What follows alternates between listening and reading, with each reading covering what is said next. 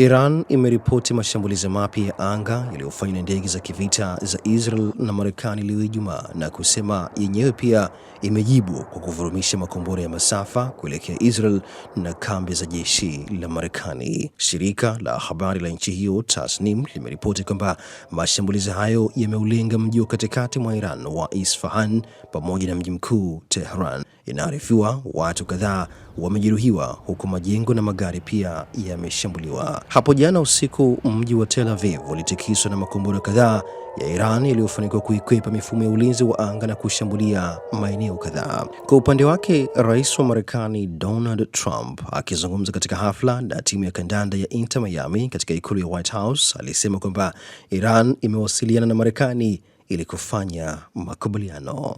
And they're calling, they're saying, how do we make a deal? I said, you're being a little bit late.